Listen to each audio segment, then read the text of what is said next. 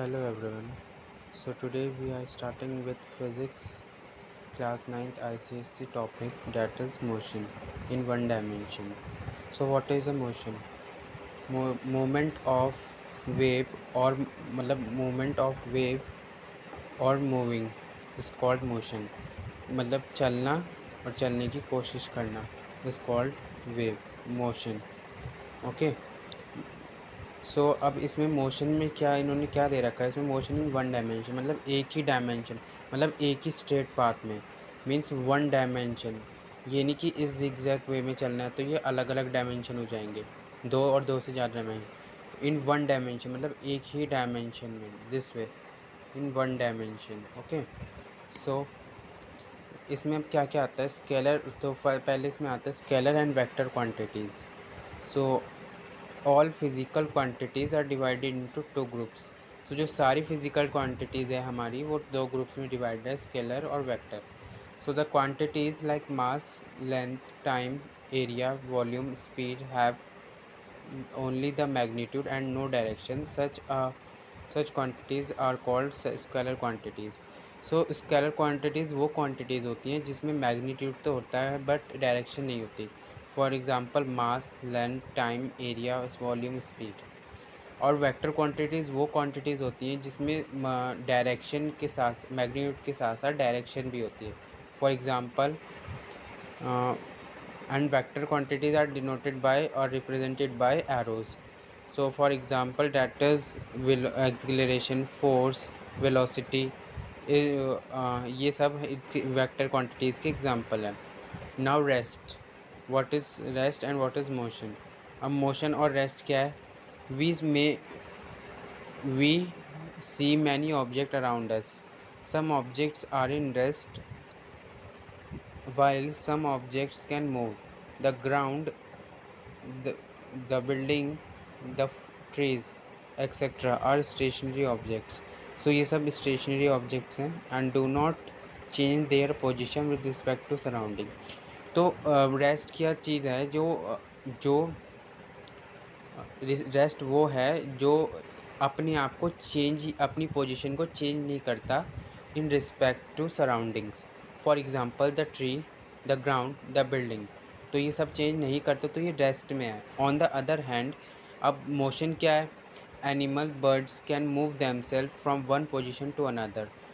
Some other objects like automobile, rail engines, aeroplane, ships, etc. can be moved applying external force on them.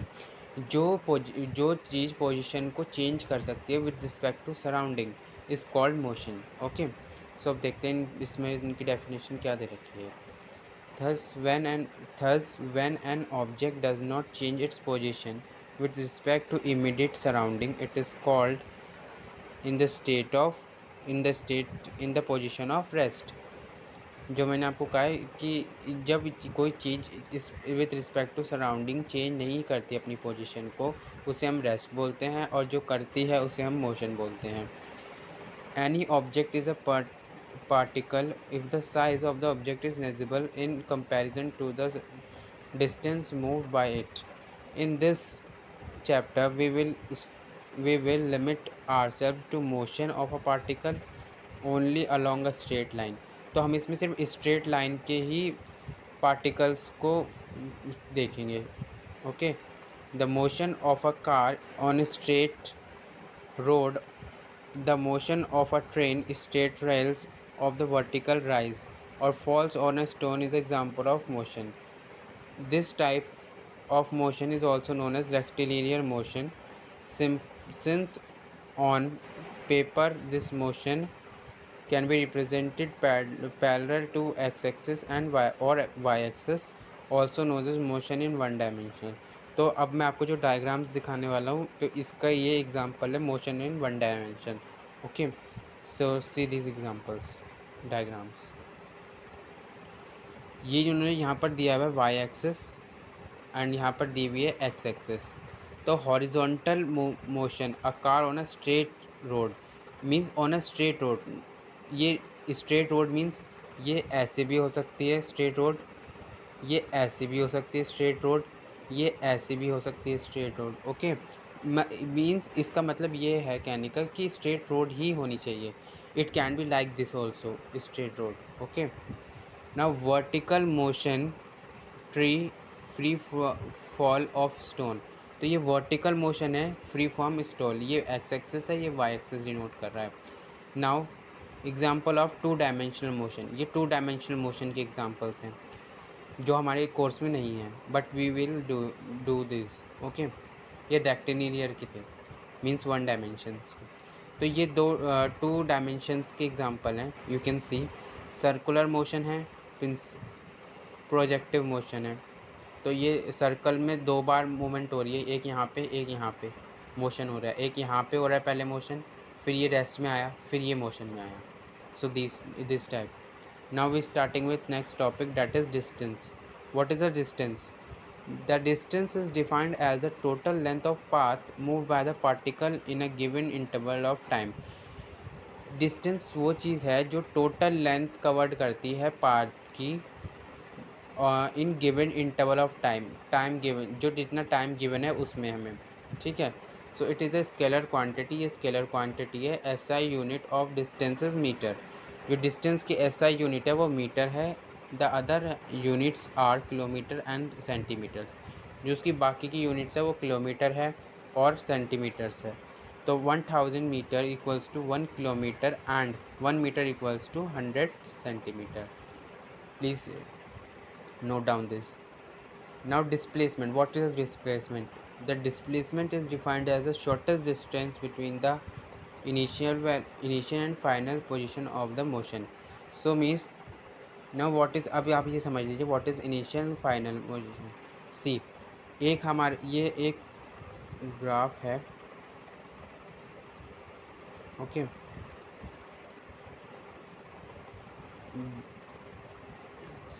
Suppose इसे छोड़ दो। Suppose ये एक point है ए, okay, ये एक पॉइंट है बी, हमें यहाँ से यहाँ जाना है। So this is called the displacement. When we move like this,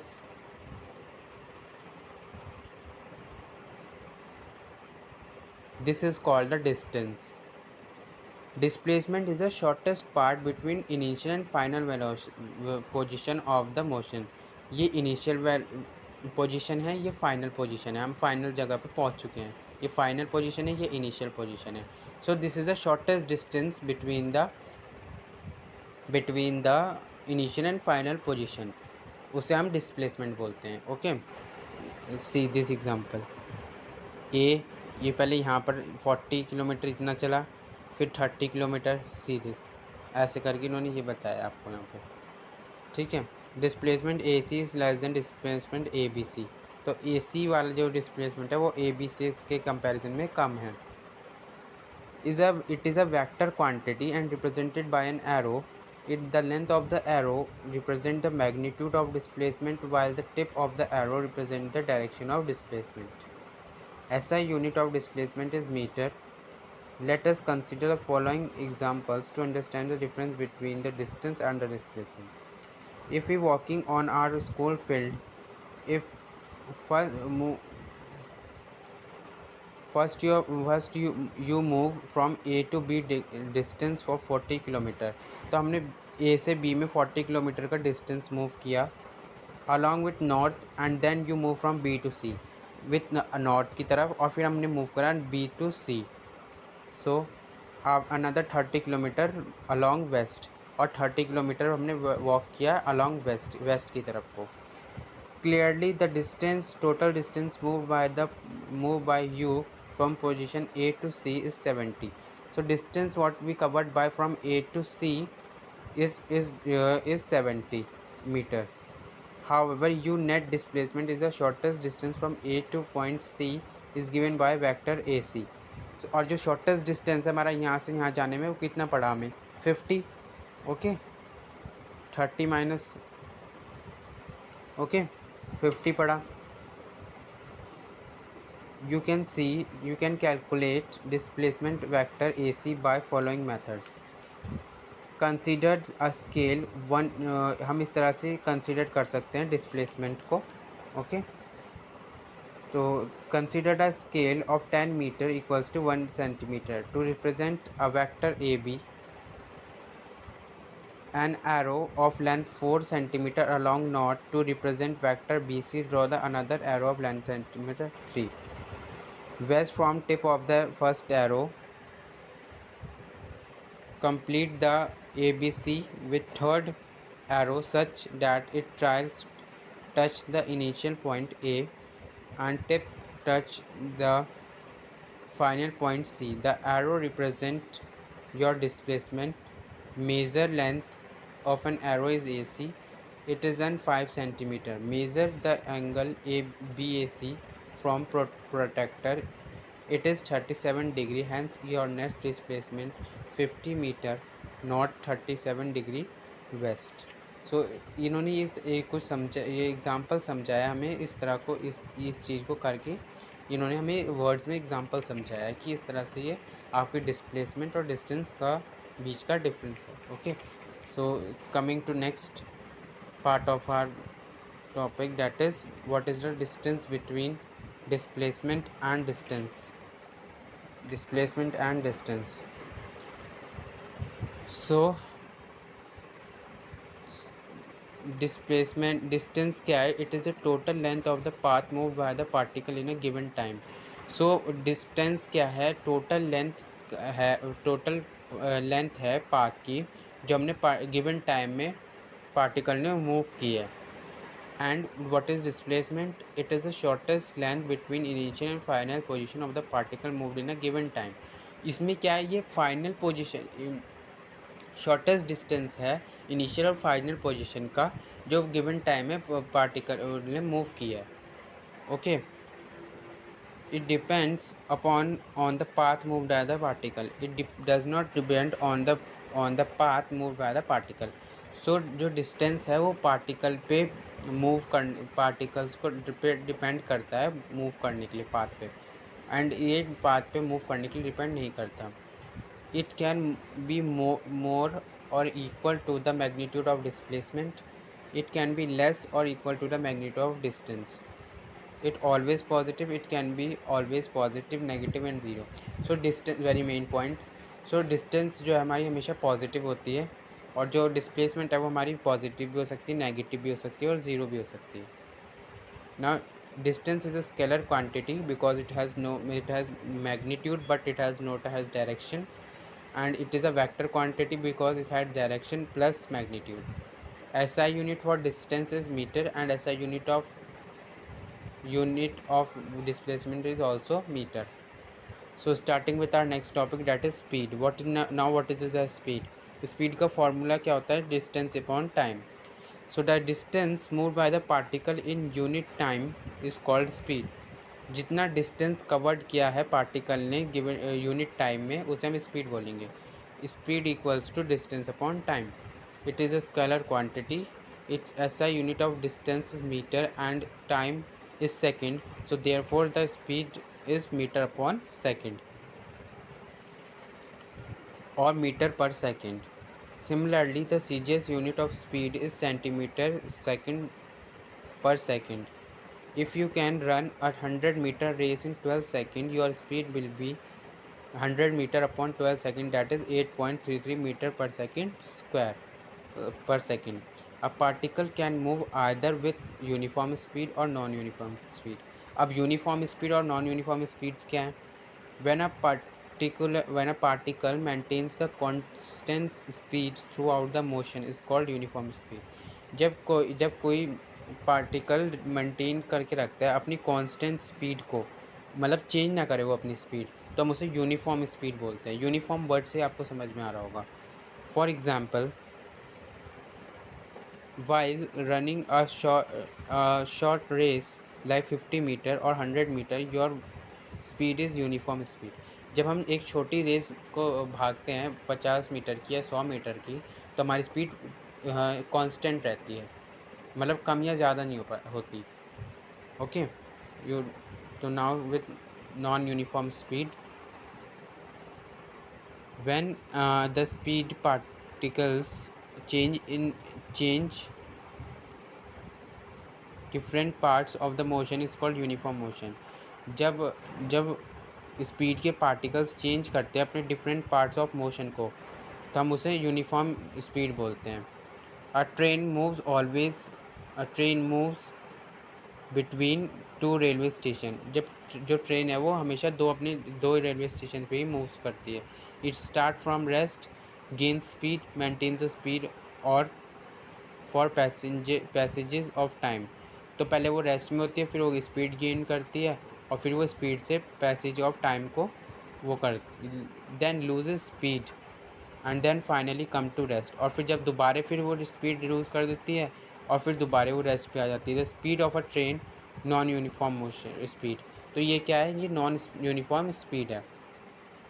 now the motion of the particle with non uniform speed is called non uniform motion. In non-uniform motion, the speed the of the particle is at particular instance called instant speed. अब जो non uniform motion है उसमें जो speed है particle की वो any particular instance, मतलब कभी भी इंस्टेंस पे इंस्टेंस हो जाती है तो हम उसे इंस्टेंस स्पीड बोलते हैं. The spectre of the car और motor bike gives instant speed. जो आपकी ड्राइवर होता है कार का या स्पेक्टर होता है जो आपको देख रहा होता है मोटर बाइक चलाते हुए, उसको ऐसा लगता है आप कितनी तेज़ी से स्पीड को ले जा रहे हो, बाइक की स्पीड को ले जा रहे हो, बट वो इंस्टेंट स्पीड होती है. Now non uniform motion sometimes we need to know the average speed of the particle. कभी कभी हमें जो नॉन यूनिफॉर्म मोशन है उसकी एवरेज स्पीड जाननी पड़ती है पार्टिकल की. It is defined as the ratio of total distance move by the particle in total time of the motion. तो ये क्या है, इसमें हम रेशो देखते हैं जितना हमने टोटल टाइम लिया है पार्टिकल को मूव करने में इन टोटल डिस्टेंस. ठीक है, तो एवरेज स्पीड क्या फॉर्मूला क्या होता है, total distance by a particle upon total time of a motion. तो ये इसका एग्जांपल भी दे रखा है आपके सामने given. Okay, so let's do start with velocity. What is velocity? Now what is a velocity? The rate of change of displacement of particle with time is called velocity. change of displacement जब change होता है with time के साथ तो उसे हम velocity बोलते हैं. v equals to d upon t means velocity equals to displacement upon time. So velocity is a vector quantity because displacement is a vector quantity, so velocity is also vector quantity. Direction of velocity is alongside the change with the direction of displacement of the particle. The unit of velocity is the same that of speed. जो उसकी unit है वो same है speed की तरह. The SI unit of velocity meter per second square and the CGS unit is centimeter per second square.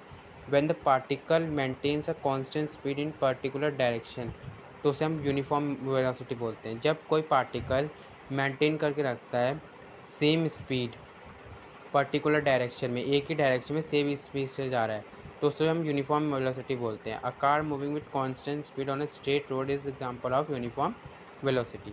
When speed of the particle changes with respect to time or when magnitude of speed maintains constant but direction of velocity change with respect to time is called uniform speed.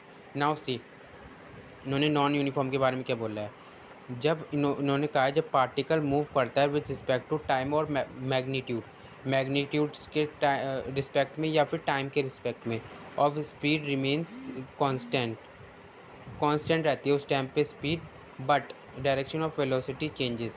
जो direction है velocity की वो change हो जाती है इन respect to time की respect में change हो जाती है, तो उसे हम नॉन यूनिफॉर्म वेलोसिटी बोलते हैं. Let your school bus be moving at velocity 40 km/h. When he brakes are applied to stop this bus, magnitude of velocity decreases from 40 km to 40 km/h to 0. तो वो कह रहा है जब आपकी स्कूल बस सपोज़ करो 40 km/h से move कर रही है, जब वो एकदम से ब्रेक लगाएगी तो वो सीधा 40 km/h से लेके डिक्रीज़ हो जाएगी 0 km/h पे. So it is example of non-uniform speed. I hope it made you clear. In uniform circular motion, although the magnitude of speed of the particle remain constant if its velocity keep changing because of the continuous change in the direction of velocity. The direction of velocity at any point of the circle is given as direction of tangent that point. So जो इन direction of velocity है किसी भी point पे circle की, वो direction of tangent है उस point का. See this is the tangent of that point, उस पॉइंट का टेंजेंट है. अब मैथ्स में आपने टेंजेंट पढ़ा होगा क्या होता है. So velocity of a particle at particular instance called instance velocity. अब जब वेलोसिटी का जो पार्टिकल है वो इंस्टेंस पार्टिकल इंस्टेंस उस पर है तो हम उसे इंस्टेंस वेलोसिटी बोलेंगे. If in a small time interval particles displacement is s, then initial velocity is v equals to s upon t. तब इसका फॉर्मूला ये हो जाएगा. Okay, this one. when the particle move in a specific direction with different speed, we have average velocity of the particle is given as the ratio of displacement to total time of motion. तो इन्होंने यहाँ पर average velocity की बात की है. ठीक है, so let's start with average velocity. इन्होंने एवरेज वेलोसिटी का यहाँ पे एग्जांपल भी दिया हुआ है. That average velocity is equals to net displacement upon total time.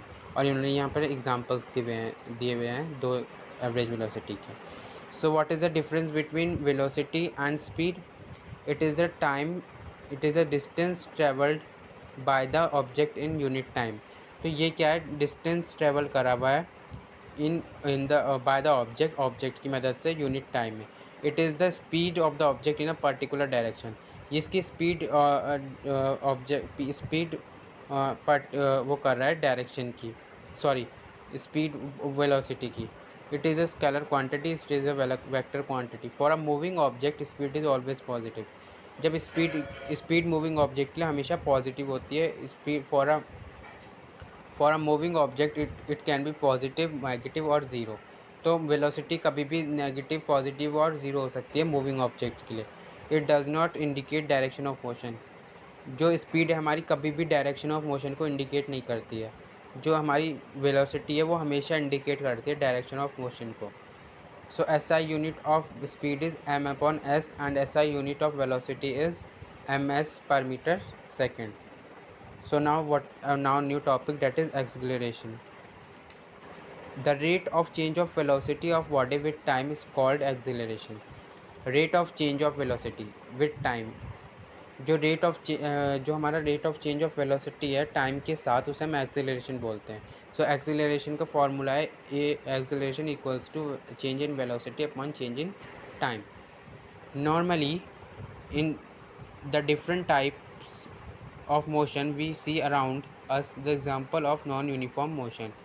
To move the stationary car is accelerator pedal is passed and velocity of the car increases. Also the moving car brake pedal expressed and velocity of decreases. You must have observed that velocity of moving car is almost constant speed and changes its on crowded road. Now what is acceleration? When magnitude of velocity of moving body increases with time is called acceleration.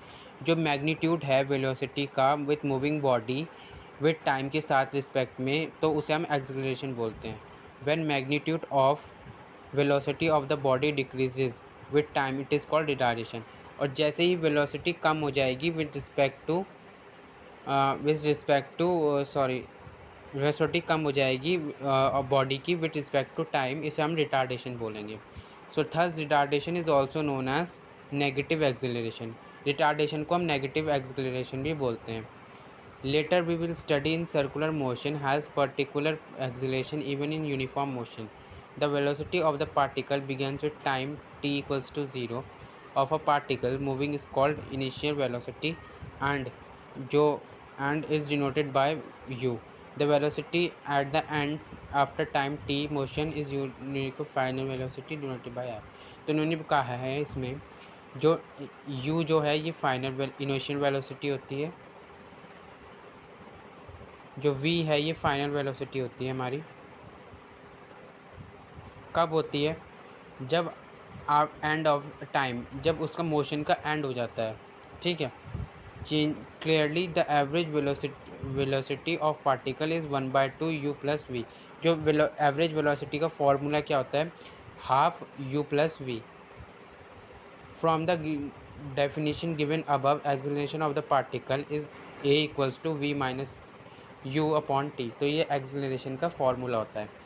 Okay, so unit of acceleration, this is, ये derive करा हुआ है उसकी unit को, acceleration की।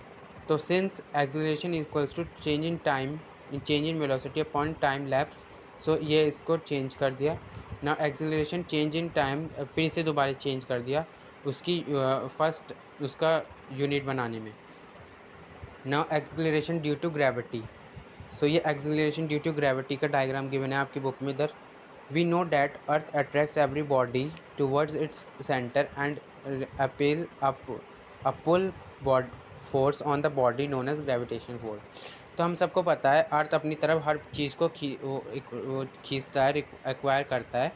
तो उस force को हम बोलते हैं gravitational force. The acceleration in the falling body due to gravitational pull is called acceleration due to gravity. जो एक्सेलरेशन है फॉलिंग बॉडी का ड्यू टू ग्रेविटेशनल, जो ग्रेविटेशनल पुल की मदद से हो रहा है, उसे हम एक्सेलरेशन ड्यू टू ग्रेविटी बोलते हैं, डिनोटेड बाय जी। और ये हम इसे डिनोट करते हैं जी से।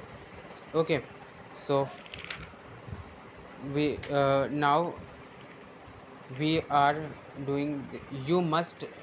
नाउ एक इसका एग्जांपल देख लेते हैं, यहाँ पे इन्होंने एग्जांपल्स गिवन दे रखे हैं इसके। You must have been surprised that all bodies respective of their size mass fall through earth with same acceleration 9.8। जो एक्सेलरेशन होता है इसका वो 9.8 मीटर पर सेकंड स्क्वायर होता है। एक्सेलरेशन उसका एक्सेलरेशन ड्यू टू ग्रेविटी, मतलब g इक्वल्स टू 9.8 पर मीटर सेकंड स्क्वायर। ओके, सो ये इसका एक्सेलरेशन होता है। So we are ending this video with this topic. After this we will do in next video, that is 3 equations of motion and graphical representation of motion. Okay, so if you like this video, please like, share and subscribe the channel, and please do not follow and please don't forget to follow me on my Instagram. So thank you.